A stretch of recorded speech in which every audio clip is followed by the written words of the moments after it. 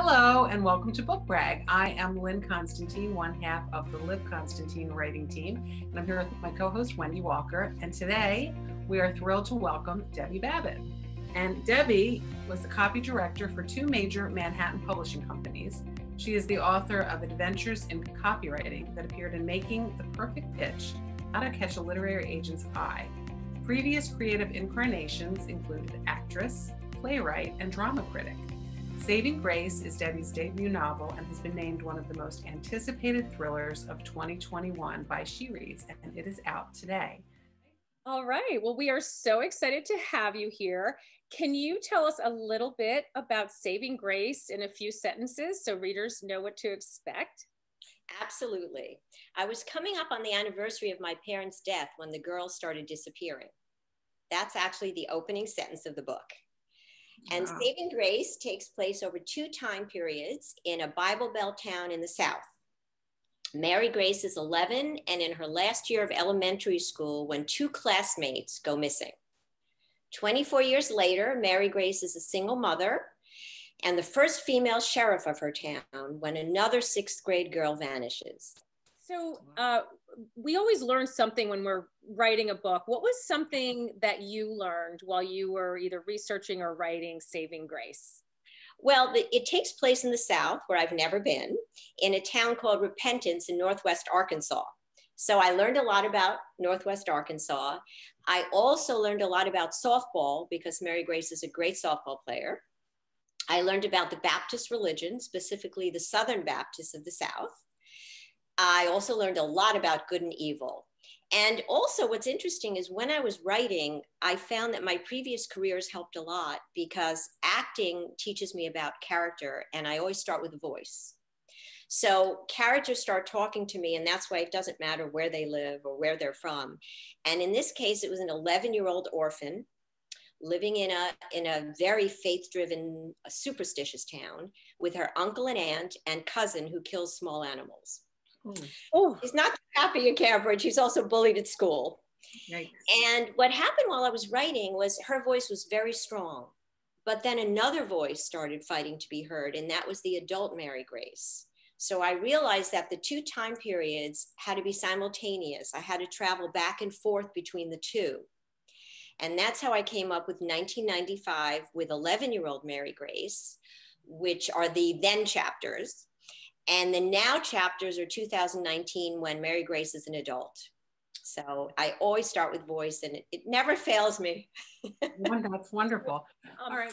Okay. So the reason we call it Book Brag is we like to give every author an opportunity to brag a little bit about their book. So you can take this time to now either read us one of your favorite reader reviews or trade reviews, whatever one you feel best kind of encapsulates the book. I love that you guys are doing this because we never want to look like we're bragging in this such a great forum. So I want to say, first of all, I'm so happy that I've gotten such great reviews from New York Times authors, reviewers, bloggers, and so many of them have talked about the jaw-dropping ending, how they never saw it coming, how they never guessed the killer. And that's so gratifying, as you both know, writing a thriller. And you don't think about it as you're writing because your character's going along, doing everything, and it was so gratifying. However, there were some reviewers who raised issues and themes in the book. So I wanted to share a review by Amanda McHugh because I felt this helps the book resonate on an even deeper level. So Here's Mandy's review. I loved this book. I finished it in one sitting. My favorite parts of this book were the coming of age flashbacks. We see Mary Grace navigating through the toughest parts of adolescence, body changes, the end of childhood imagination, and the intricacies that come with the friendships between young girls. Along with its entertaining and gripping plot, there's insightful commentary on social issues, among them bullying, suicide, mental health, racism, sexuality, classism, and all the discriminations that arise when the way it's always been meets transition head on. Given our current climate, this read feels timely and oh so important. At its heart, Saving Grace is a story about identity, damnation, redemption, and the lengths we go to in order to find ourselves. Are people both good and evil? can a person be forgiven and still remain damned? A fast-paced psychological suspense with layered twists that will keep you on your toes until the very last line. Saving Grace is a 2021 must-read. I'd recommend this title to anyone looking for a strong female protagonist, fans of Stephen King's Carrie or Dolores Claiborne, or anyone who loves a good coming-of-age mystery. Wow, wonderful. That's amazing. Yeah. I just thought that was just so interesting because you don't think about themes and issues when you're writing. Yeah. Right. You're telling your story. And she's bullied, but I'm not saying, well, now I'm going to write about bullying. So I found that very gratifying. That's wonderful. That was really great. Review. Okay, so let's go into an imaginary world where you get to be a character in your book. Which one would it be and why? Oh boy, this is a tough one because I'm so invested in Mary Grace as a kid and adult. I really tried to think about it, and I have a lot of characters in the town. So I would say that there were two characters who I really felt strongly for. Maurice is a longtime recluse who lives in the woods, and the kids call him the boogeyman of repentance. And he never speaks, and I have very deep feelings for him. Then there's Darrell Stokes, the black drifter from Alabama, who is a suspect in the initial disappearances, and he returns to repentance 24 years later, and he's a suspect again. So he's another character who, you know, how does it feel when you're accused of something, when you're dealing with hate and prejudice? So if I were anyone other than Mary Grace, I might pick Maurice or Darrell. It's such a great book. Thank All right, you. now we get a little personal, just to let readers get to know you, the person behind the author. And we'll start with a lightning round, which has a little bit of rating questions and a little bit of personal questions. So the first one is pantser or plotter? I'd say I'm a pantser when it starts because the character talks to me. And then as the story takes shape and I have to plot, I become a plotter. So maybe a plantster? Yep, that's what I call ourselves, planters. Yes, right? Yep. A lot of writers probably call themselves. Yeah. Okay, so introvert or extrovert? Extrovert. Oh, cat or dog? Dog. But I have to say Maya is a Belanca, and she has many feline traits. I have a retriever that's like that, who will curl up on a bench and he looks like a cat. He'll perch up on top of it. Yes, and goes on a funny. Yeah. She has a lot of cat-like quality, and they love to have their bellies rubbed in that certain way cats do. Yeah. What's your favorite place to write? Well, I start by talking into this recorder. So I like to write while I'm walking. And when I'm in Florida, where I am now, I walk on the beach. And when I'm in New York City, I walk along the streets. Then when I have to input the recorder and start transcribing into the computer, I like to sit at the kitchen table, either overlooking the ocean or looking out at the city lights. Wow. Do you have a favorite word? Murder. That was Peter's show. What? Really? Wait, Peter Swanson said the same thing. Yeah. Oh, I love him. Oh my God. I love his book. Okay, so what are you currently binge watching? I just finished Your Honor. Have you seen it? Oh, no, I haven't. All right, then I won't discuss it.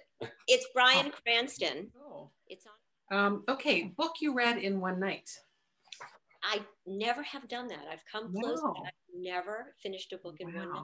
So maybe this is the question. What book do you wish you'd written yourself? Well, I loved Gone with the Wind. I loved Murder on the Orient Express. However, I don't know, do you remember Laura by Vera Caspary many years ago? It was a movie. Oh, yeah. Yeah, the movie, right? Mm-hmm. Okay, with Gene Tierney and Dana Andrews. Halfway through the book, there's a shocking twist. And there's been a current book that imitates that in a way. I won't give it away, but it turns everything on its head. Everything you thought you believed is changed. And it stayed with me a long time. And I thought, if I could write that. The other one is Rebecca, because in Rebecca, it's similar.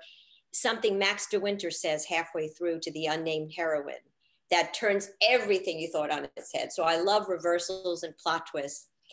And the other book I have to say is Behind Closed Doors because of the last sentence of that book. All right. So if you had, now you've done a lot of other things, obviously, but at this point, again, if you had to be something other than a writer, what would that be? So I can't say a Broadway lyricist and composer because that's writing. So I would say performing in all the old musicals. Oh, okay. Because I love the old musicals. What fictional character would you love to have dinner with? So I thought of Scarlett O'Hara because I named myself after her in high school, S.D. Babitt. And I thought of Sherlock Holmes to pick his prodigious brain. But I recently wrote an article for Crime Reads on coming of age thrillers. So I have to say Scout Finch of To Kill a Mockingbird. Because like Mary Grace, she's looking back. Like Mary Grace, they both are obsessed with good and evil. And unlike Mary Grace, we never really see Scout as an adult. Meaning she's looking back, but we never, did she get married? Did she have a family? Did she ever see Boo Radley again? What was her relationship like with her family? Did she stay in Alabama? What would she think of Mary Grace? So, and the other really big thing is that she lived she was a kid in 1930s Alabama. So 30 years later, we had civil rights. So I think we'd have a really lively discussion about that. So thank you so much for being with us today. Saving Grace is out now. You can get it wherever books are sold, and everyone should just go and order it or go to a bookstore and buy it. Where can readers connect with you online, either social media or website? Well, they go to my website, debbiebabitt.com, and I'm on all the usual suspects: Instagram, Facebook, Twitter, and Goodreads. Great. That's great. Well, thank you so much. Happy Book Day. Yeah. Thank you so much for having me. This was so much fun, and I love that you guys are doing this. Really, it's a wonderful thing for writers. Great, thanks. Well, good luck to you, and I can't wait to hear all the praise that's going to be coming your way from Saving Grace. Thank you so much. Take care, guys. Bye.